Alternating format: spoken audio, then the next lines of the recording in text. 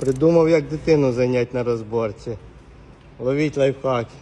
Коротше, тут 300 квадратів і то там ключ, то там. І да, його треба складати, але коли робиш і коли спешка, вони там то тут, то там.